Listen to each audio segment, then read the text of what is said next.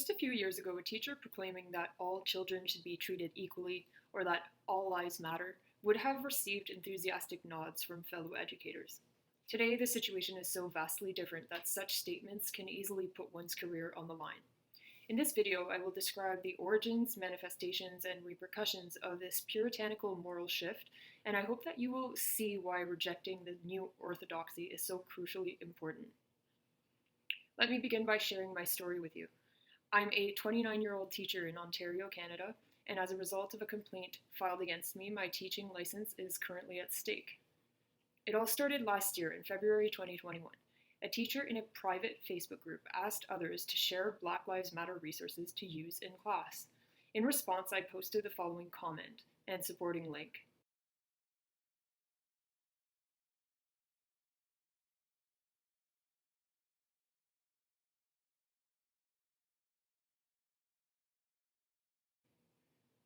In the video I posted, you can see a UK Member of Parliament, Kemi Badenoch, who explains her government's opposition to the teaching of critical race theory.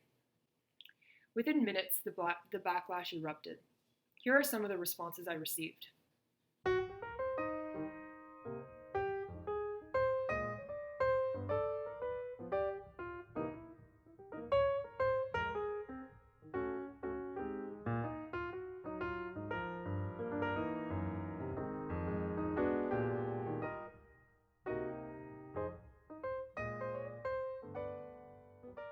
One teacher immediately filed a complaint that prompted a month-long investigation by my school board. In March 2021, I was suspended for 1 week without pay. I'm currently appealing that ruling through my union, but it is a long process and my arbitration date is not until May of next year. More recently, on March 15th, 2022, I was informed by the Ontario College of Teachers that they too had begun investigating me as a result of a complaint they received about my 2 comments in that Facebook group. Apparently, to suggest that we should not be teaching ideas stemming from critical race theory as if they are accepted facts is no trivial thing. I did not know this when I signed up to teach high school science. In the simplest of terms, CRT is a particular way of looking at race relations in society. The term was originally coined by legal scholar Kimberly Crenshaw in the 1980s, and its goal was to examine the ways in which racism continued to present itself in America despite the advances that were made during the civil rights movement.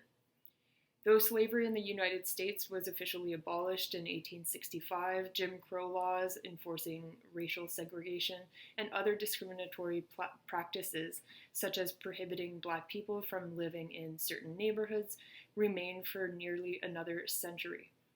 The US and Canada, to a lesser extent, have a history of racism that cannot be denied, and exploring the ways that this history might have lingering effects on people of color today is therefore a noble endeavor.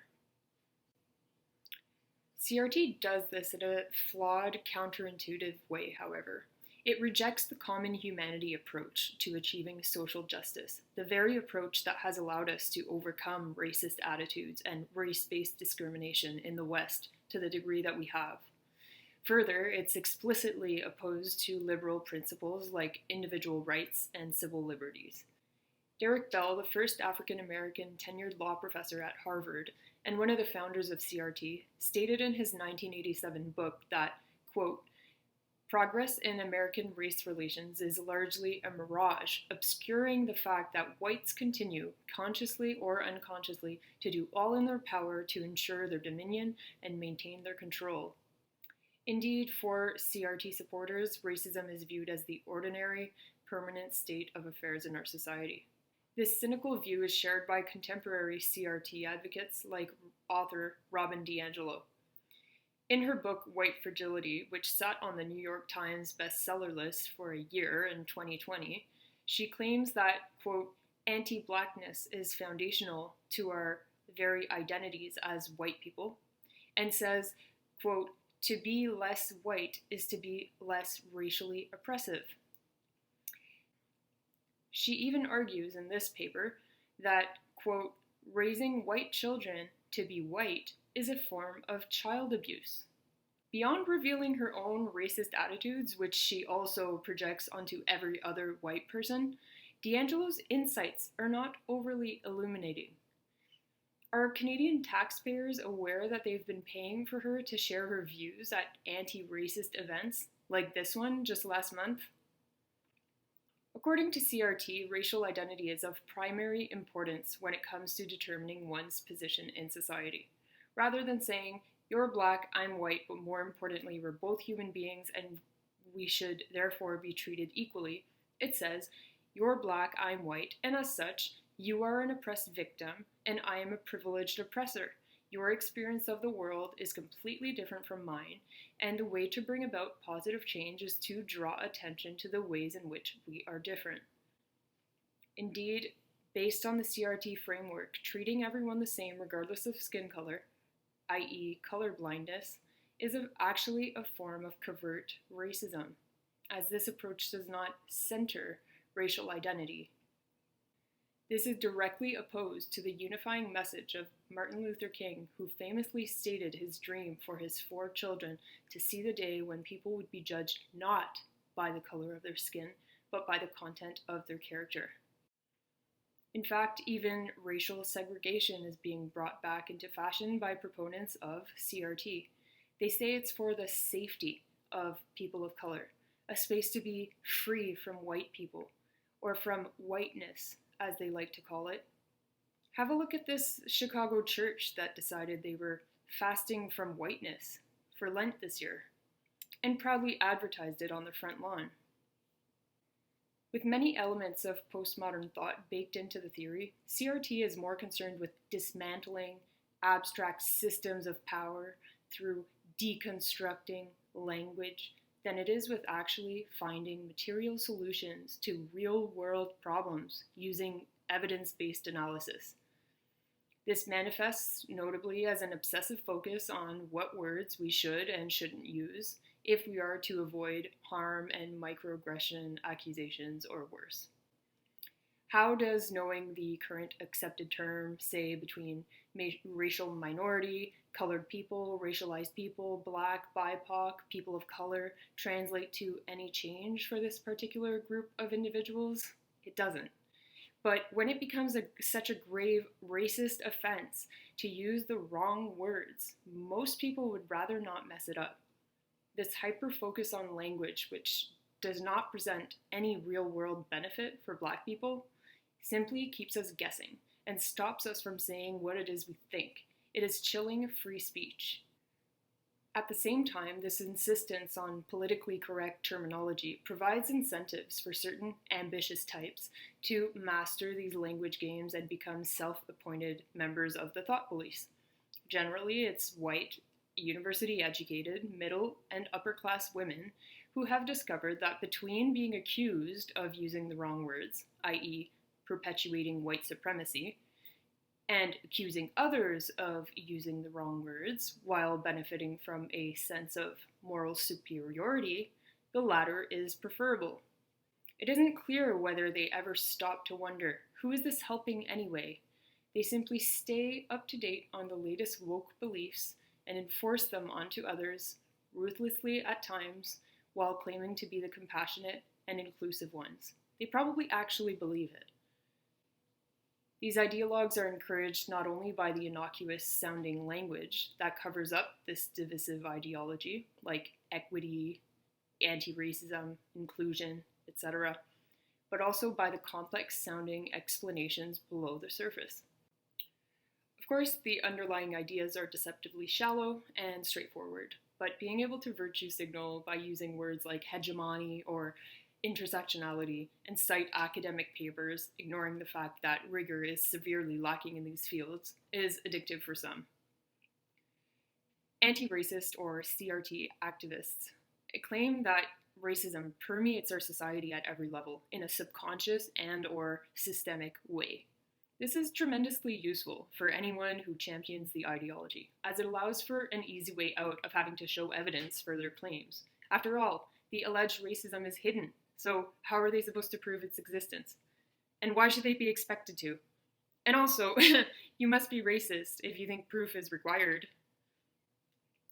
If you're brave enough to ask them to substantiate their beliefs or voice genuine disagreement, many will immediately disengage, label you, or accuse you of harm for your truth-seeking ways.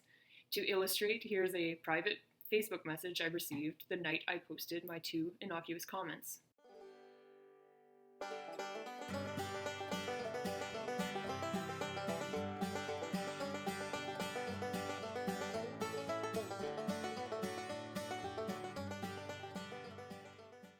The more rational folks, those who still believe in having good faith discussions rather than resorting to accusations, usually justify their views with statistics pointing to different group outcomes.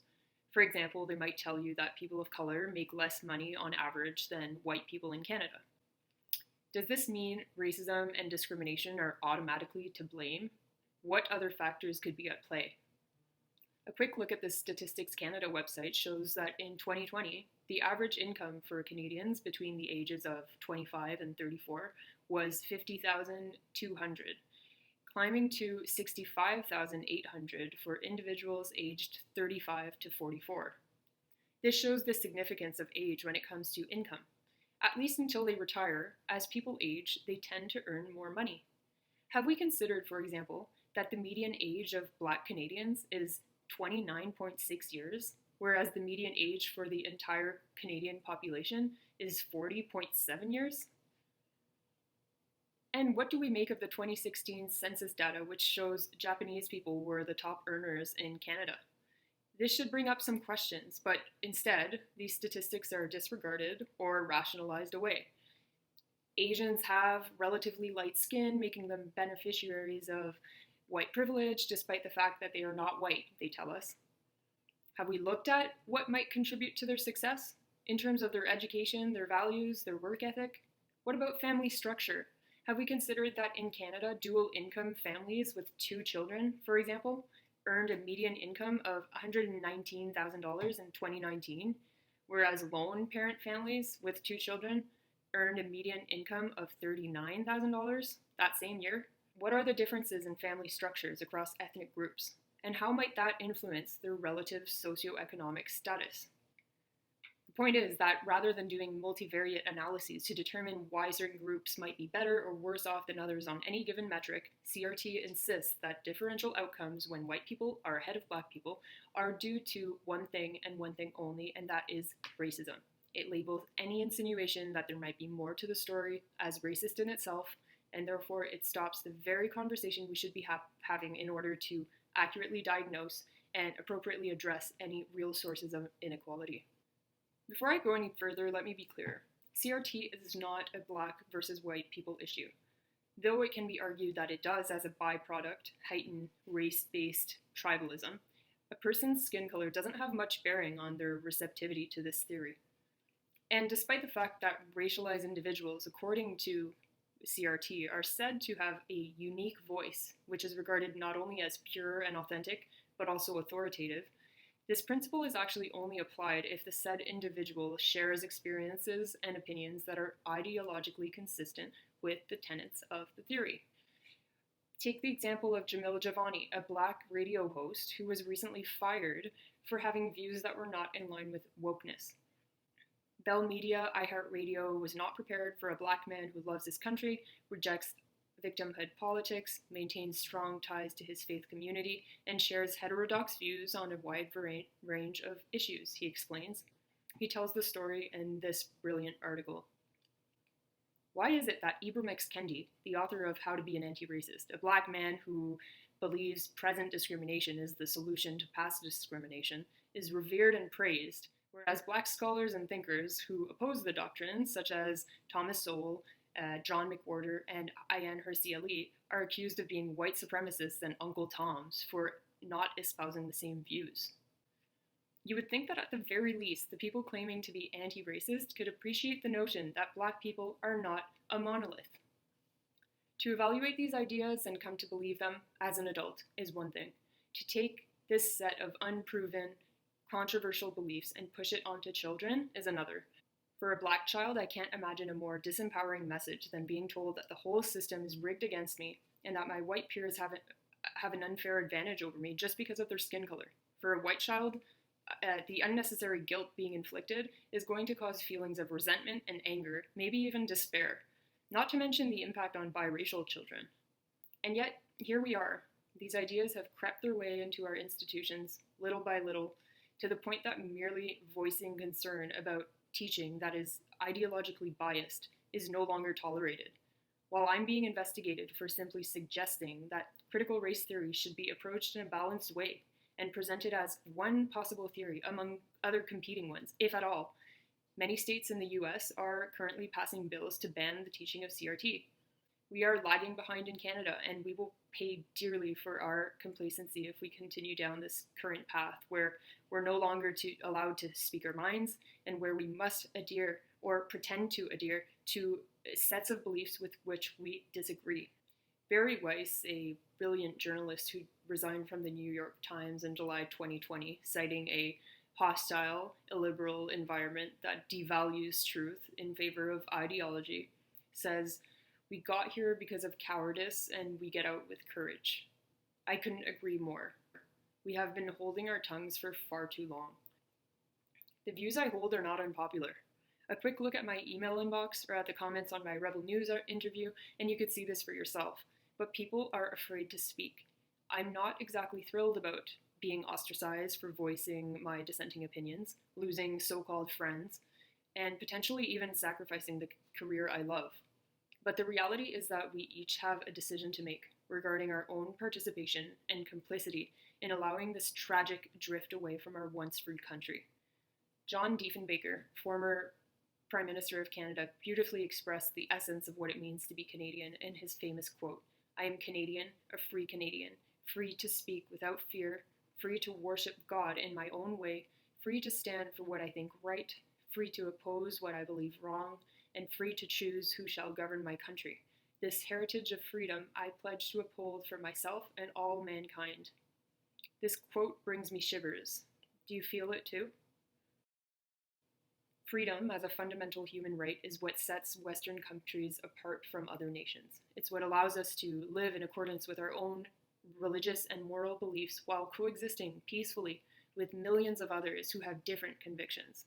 Our ability to live freely in such a pluralistic society is a complete anomaly, historically and in the world today. Most countries have not been and are not free by any stretch. People are required to think and behave in ways that are consistent with the chosen orthodoxy. It is the default setting for our species. We must remember that if we do not defend our freedom, it will inevitably slip away. Those who feel that the CRT framework is accurate and valuable should absolutely be allowed to express their opinions. I will always defend their right to disagree with me. That said, they do not have the right to impose their beliefs on others, like myself, and especially not on vulnerable children. This would be a flagrant abuse of authority. Of course, striving towards eliminating bias in our teaching requires us to know the difference between a position that is objectively true or morally unobjectable and an opinion. Unfortunately, the line between the two can be hard to decipher when it comes to this particular ideology, because words have been redefined and most people just don't realize it. For example, racism is wrong is an obvious, non-controversial statement. And what it means in the eyes of most people is that we should not judge others by the color of their skin. Everyone should be treated the same regardless of their race. However, because the language has now been hijacked by social justice activists, normal, well-meaning individuals who agree with that sentiment are being led astray and agreeing to statements that do not mean what they imagine them to mean. For example, the idea of anti-racism might seem intuitively worthy of support, but it is in fact a politically charged concept which signals adherence to this illiberal doctrine. Compelling teachers to be anti-racist, as if that's the only morally acceptable stance, is akin to imposing religious views on them, and by extension, on their students, and it's wrong. The Ontario College of Teachers defines anti-racism not as the act of judging people by their character and merit rather than their skin color, but as, quote, an active and consistent process of change to eliminate individual, institutional, and systemic racism, as well as the oppression and injustice racism causes. And what do they mean by racism? Well, they're referring to the attitudes, values, and stereotypical beliefs that are deeply rooted and that people might not even be aware they have. This is grounded in the assumption that differential group outcomes in society only exist because of discrimination, which stems from CRT. Based on this kind of flawed thinking, until all outcomes are completely equal for all groups of people in all facets of society, i.e., equity, we will need to continue the purification process of all white people who are presumed to be guilty. Evidently, achieving equal outcomes for all groups will require brutal violations of individual rights, like discrimination based on skin color, and we're already seeing these unjust practices in selecting only candidates of certain ethnicities for jobs, scholarships, and even for access to taxpayer-funded homes. Anyone who does not see that allowing for this skin color first, unjust playing field will only serve to inflame racial tensions, not diminish them, needs a wake-up call. When it comes to standing against the current push towards ideological conformity, each one of us has a role to play, no matter our place in society. Teachers, in particular, who are entrusted with educating the next generation, must stand up and advocate for what it is we signed up to do. We are not preachers or moral guidance counselors, and we are not political campaigners. Enough is enough.